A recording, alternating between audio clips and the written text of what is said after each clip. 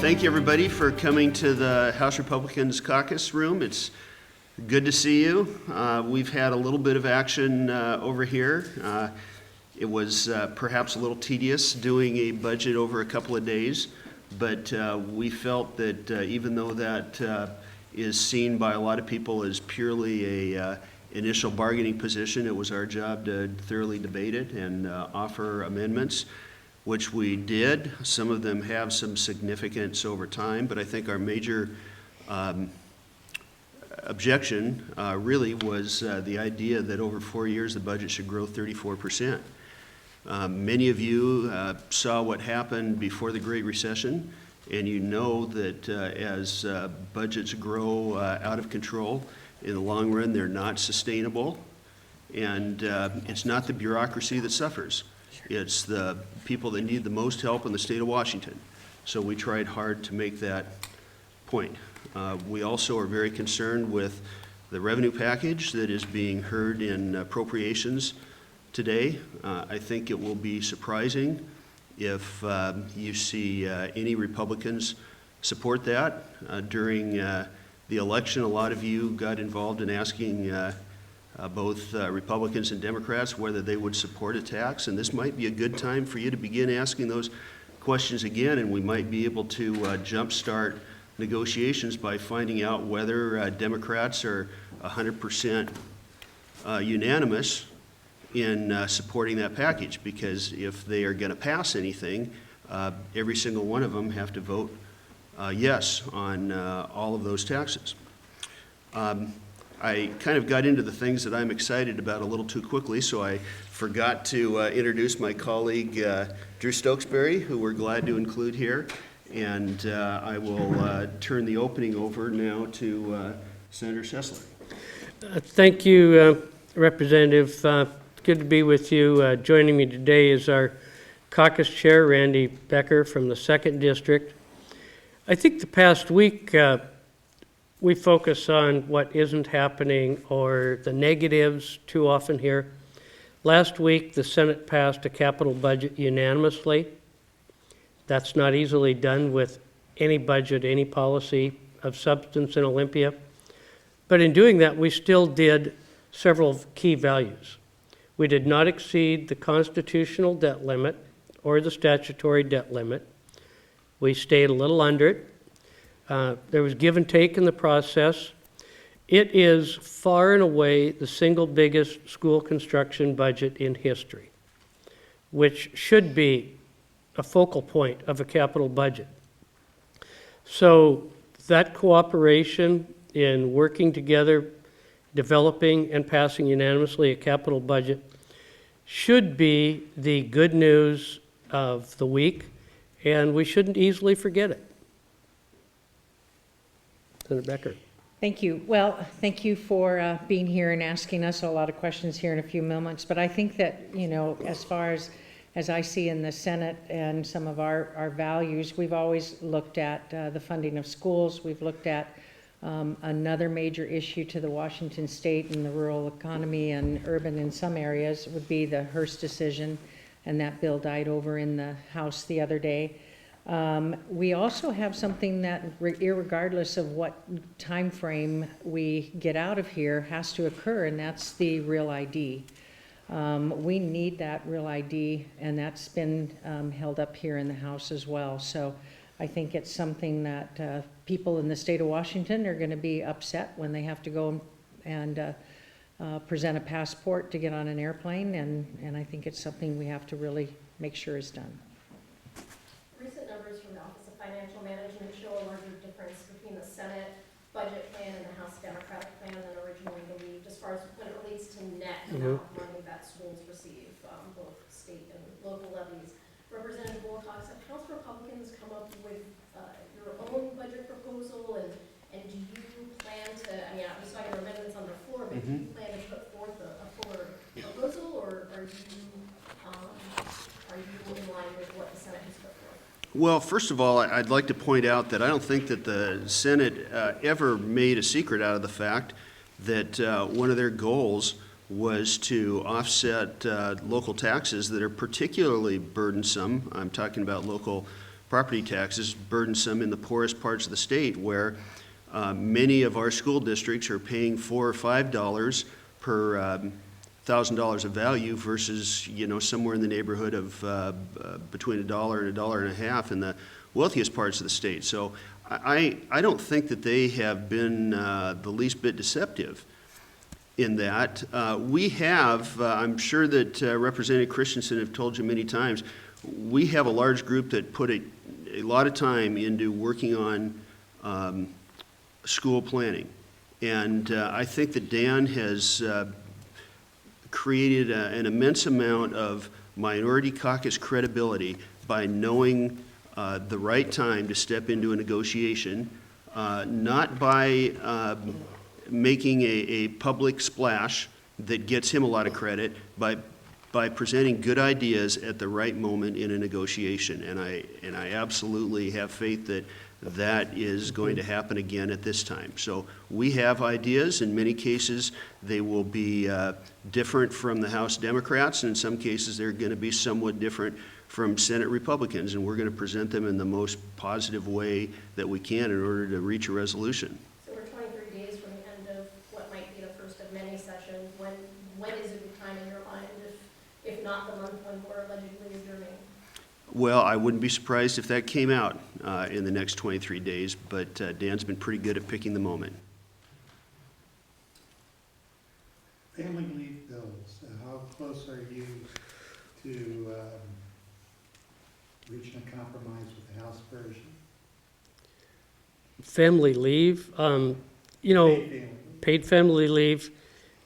When I came over here today, John, there was a room full of negotiators talking from both sides of the aisle in the business community. So the good news is a very difficult subject has the right people in the room talking, and that's always a hopeful sign. Far, this close, that far away? John, I wasn't in the room today, so I really can't say how close or how far they are when I wasn't in the room. Nor was I, John. Okay.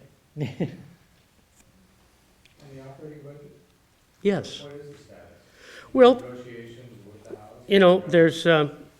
there's our budget, and I think we pointed out on the floor, this is the first time since 1983 that a budget passed that actually spends more than 50% on K-12.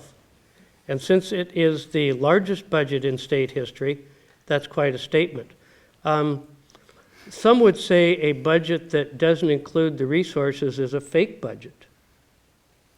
And some would say that. Who says Did you that? pass the bonds that went with the capital budget? No, we didn't. Okay, so what's the difference? Since it passed unanimously, I'm pretty sure there's a good chance it'll pass too. But that figure can change in the bonds, and oftentimes does, how much you authorize more or less. But if you talk, I think Representative Wilcox brought it up, there are three major legs of a tax stool that have never been voted on, but you get to spend all the money. And in the Senate, we've offered to vote on the income tax on capital gains on at least 2 occasions, and there aren't any takers, even from those who previously had sponsored an income tax on capital gains, or both. So clearly there isn't a lot of interest, so you really can't negotiate with what doesn't exist. Well, I think there's 2 very tough votes in the course of negotiating a budget.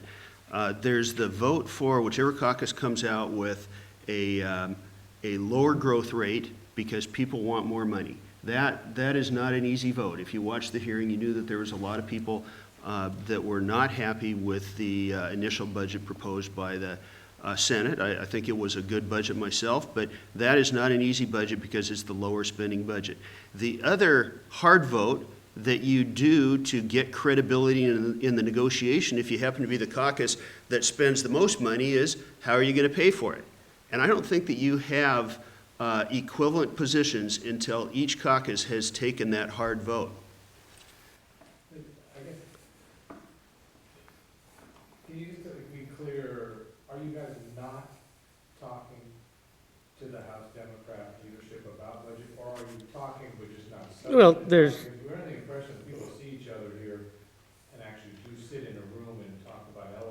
operating budget, even if you. Of course, there's been conversations, Jerry, but I think we've both explained why negotiations are very, very difficult. There's multiple legislative districts that nobody's asked if they want to take a tax vote.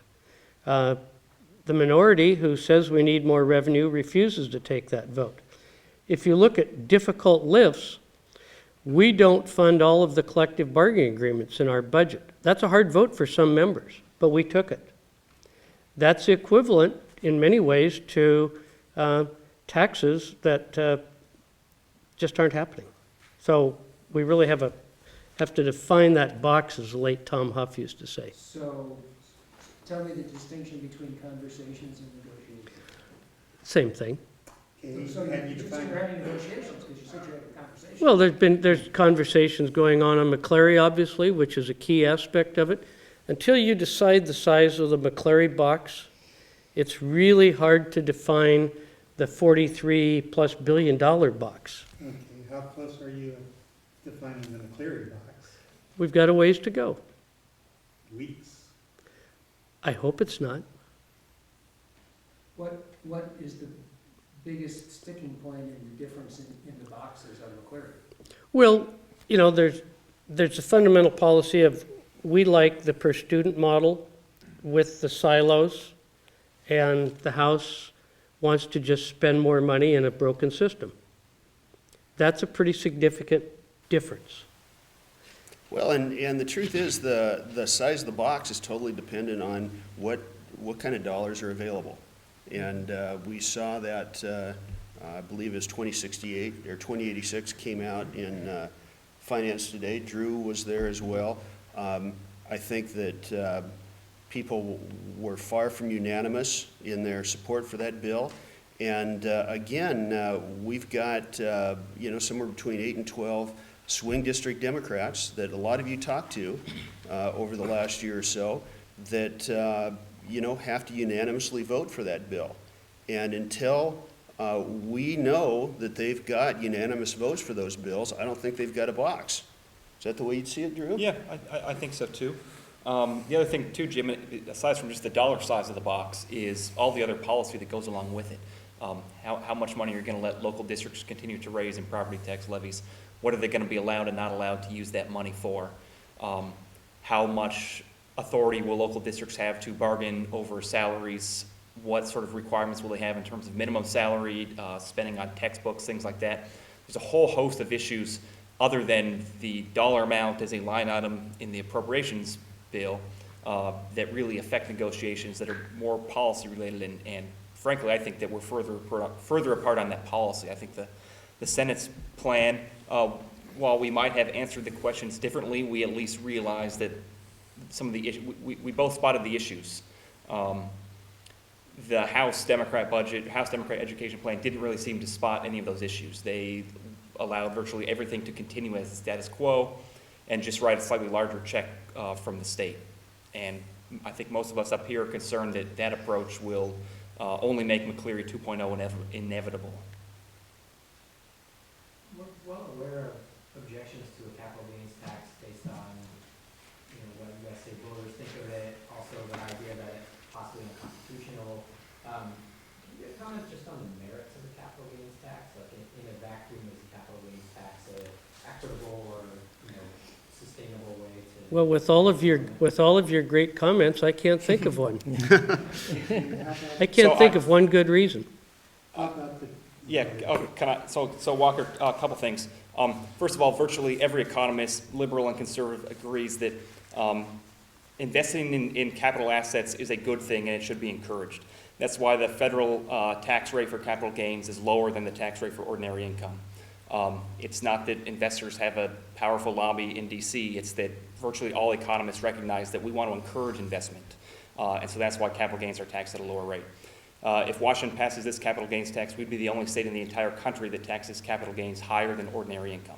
A few states tax them at the same rate, most tax them at a lower rate. We'd be the only state with a higher rate. It's also highly volatile. I remember I worked for the King County Council a couple years ago, and we were going through an issue where sales tax collections had plummeted during the Great Recession, and it was threatening Metro bus service. And there is a proposition to restore Metro bus service by raising a few other taxes. And some of the county leaders complained that sales tax was the most volatile tax that we collected, and Metro was very reliant on sales tax. Well, a capital gains tax is 7.5 times more volatile than sales tax. So you're talking about taking something that's already our most volatile tax and finding some other source that's 7.5 times more volatile than that.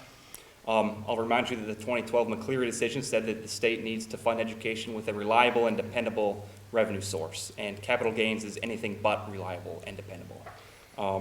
I don't even think this year's proposal included keeping it in sort of a trust fund and only withdrawing a certain amount each year to try to stabilize that. I don't even think they're attempting to do it this year. And I challenge all of you to find a fund with a balance right now that we haven't already rated. So I'm not sure we are really to be trusted, even if we did set up that mechanism. So I think it's far too irregular to really depend on for fully funding public education. Have they done anything in this tax to make any change to past proposals on volatility concerns? I don't think so. You know, and there's other concerns too. It exempts retirement savings, but it doesn't exempt people who have saved for, say, college for their kids, or done all their savings through a small business, things like that. So it might not hit middle-class families every year, but it would certainly hit many middle-class families at least once or twice in their lifetimes. And just to add on that, just the personal note, I have received multiple phone calls and cry-outs from people in my district. They're retired. That is, you know, they have a set fixed income on their retirement, but they have concerns over their investments and being taxed even out of that. So this is something that the people in our district are calling us and talking to us about, and they're very concerned. You know, when you look at some of the new taxes that were proposed, I'd really like to call out the service tax, the B&O tax on service, the service entity. When you're talking about a 20% increase on already the highest tax rate, 1.5% B&O tax for the service industry, that's your janitors, your beautician, your, you know, all of the lay people in the state of Washington that can probably least afford it, and it'll take it up to 1.8% of their gross. So it is very concerning to me when we're talking about the multiple layers of what has been proposed and the effect of the population. Okay, start with capital gains, throw to Democratic talking points at you. One, the D's contend that capital gains will only affect the top 2% of capital gains people, people earn capital gains. Senator Becker Second. just explained that part, that for many people it's a once, maybe twice in a lifetime opportunity. You get that money. We're not talking about the elite that they want to soak. We're talking about family-owned businesses, a family-owned rental property. Once in your life you get to collect, and government's there to take it. That's only 1 year. You know, but they're But that may be the only lumping payoff you that with them. have. That's, not everybody makes their living buying and selling securities every day. There are many, many people that spend their whole lives accumulating value in a business. They have one opportunity to sell it, and that's the only time that they're going to have that opportunity. And there was a great example presented in hearing today that showed between federal and state taxes, someone that owns a small fourplex, for example, are looking at somewhere in the neighborhood of, I forget whether it's 43 or 48% tax on the gain. Now, these are people that don't have retirement plans, right? They don't have a job that accumulates a pension that might be worth in present value terms millions of dollars. This is the only thing that they have in many cases. And these are the people that this is going at in many cases. Okay, and their other point is, this is an excise tax, not an income tax. No, they emphatically deny that, because you have to file an income tax return to test how much gain you have. So it's from your income tax, it's a form of an income tax, and it will not be collected until the first year's tax returns are done. It's always been lumped together in federal tax code as an income tax. And you can call it what you want, but it still quacks like a duck. I actually asked this question in Finance Committee this morning during the hearing. Typically, an excise tax is something that is levied on an activity, on a specific activity. Every other excise tax this state has is either a flat fee or it's based on the value of that activity, sort of the gross value. So sales tax on the price of the good that you buy. It doesn't matter how much it costs to supply that good. It's the price of the good you buy. Our B&O tax is an excise tax on the gross receipts of the business. You don't get a deduction for the cost of doing business. But this is And all every really, excise go tax ahead, I'm we sorry. have is based on the top line price. So it might be fair to say if they had an excise tax on the selling price of the stock, that might be an excise tax, but to say an excise tax on the gain would be unlike any other excise tax we have in Washington State. And I asked our nonpartisan our finance council if they could think of any excise taxes that were not like that, and they could not think of any. But this is all moot unless they have, their caucus is totally locked up. If they pass it, Senator Schuster, you guys aren't gonna. Well, if you actually believe your talking points, you'd probably vote for it. But we don't believe their talking points, and the Senate Democrats don't either. If they do pass it, send it to the Senate, are there members? There were not 25 votes in January, nor will there be 25 votes in the Senate anytime soon. There will not. Kate, No. by the same logic, you're not gonna get 50 votes in the House for not honoring the union contracts. Both sides have non-starters. But they went ahead and passed it, John, that's the point. We stood up, and what was a difficult vote for some of our members, they took it. The House has not stood up and taken that difficult vote. So you can write all the talking points in the world, and if you actually believe in them, vote for them. Now, first, Yes. the bill was dead. That's my impression that, I know it didn't come out of committee, but the conversations and negotiations underway. I wish there were. Senator Warnick went over and testified. There were no negotiations. This is just an attack on all 39 counties in the state of Washington that have unincorporated areas. Saying there were so there's no conversations going on right now? Look, Senator Warnick was in our leadership Friday afternoon. Friday we had leadership. Senator Warnick was there. There have been no outreach. Simply, they can't get their own bill out of committee.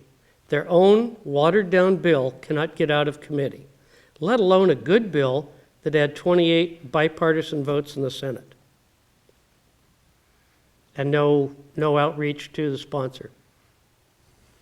So when you think about the Hearst decision and what it's actually doing to the property values out in our areas, our rural areas, you think about the Hearst decision, and then you start adding on all the taxes that this D budget wants to put on us.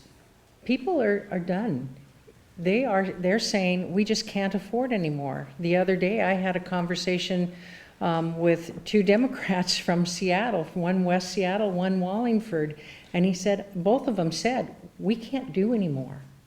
And when you hear people from Seattle talking to a person from rural, second district, saying they can't do anymore, they're at their wits' end at what they can afford.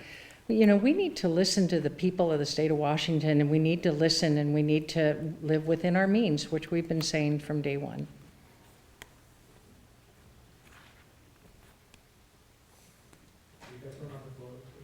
Yes, we have Ways and Means today, and tomorrow at 5 o'clock is Ways and Means cutoff. Then we will be seriously going at it on the floor towards cutoff, as we always do.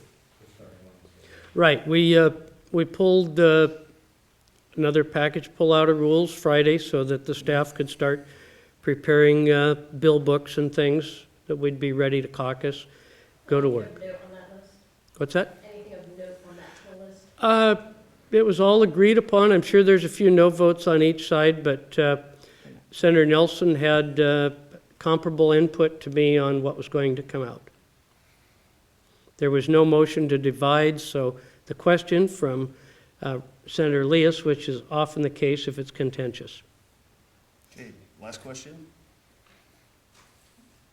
Well, that was the last question. Okay, thank you. All right, thank you. Okay. Thank you.